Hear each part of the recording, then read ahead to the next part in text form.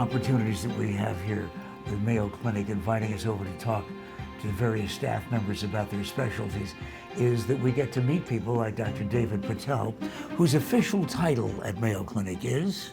Assistant Professor of Ophthalmology. So that means then the next few minutes we're going to be talking about everybody's eyes. Sure. Is Arizona, though, is it an unhealthy place to live for your eyes?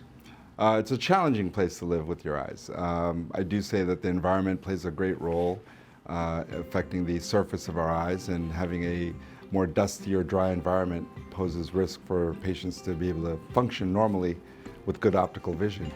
What about the sun and sunglasses? Do you recommend them for everybody? Yes, sunglasses do a couple of things. They'll minimize the extra light that distorts vision, so it minimizes the distortion. In addition, they'll also protect you from ultraviolet rays, especially around the skin, the eyelids, which are prone to getting skin type cancers, which can be problematic and require more surgical intervention. Even the inexpensive ones? Even the inexpensive ones have some protection.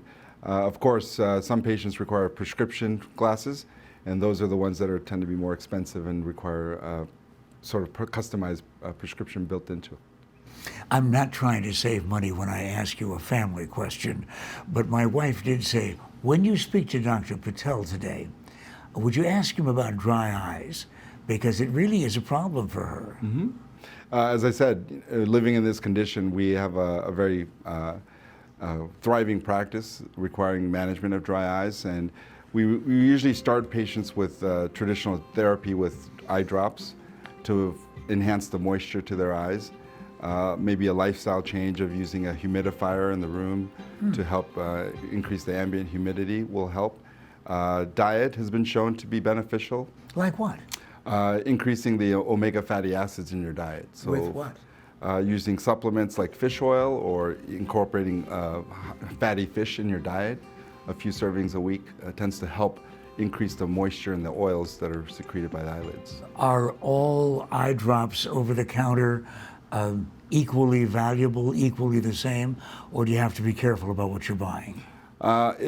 In the cases where patients are infrequently using the drops, they're pretty synonymous or similar in their effect, but we have patients who require multiple drops throughout the day, every day, for long periods of time.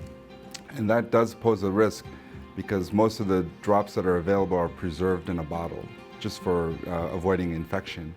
So those patients do better with preservative-free drops to maintain the moisture to their eyes. With a very, very short time left, our entire audience right now, everybody's using both eyes to watch you and listen to these tips about eye health.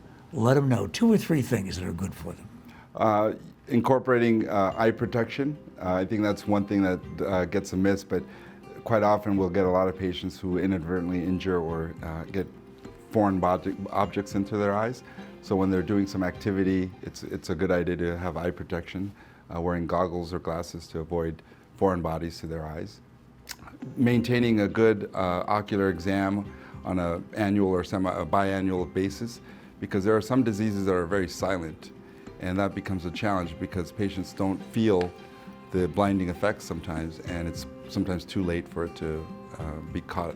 And you got all of that information at no charge whatsoever, because the Daily Mix is free and the information is invaluable when it comes from Dr. Patel. Dr. Dave Patel from Mayo Clinic.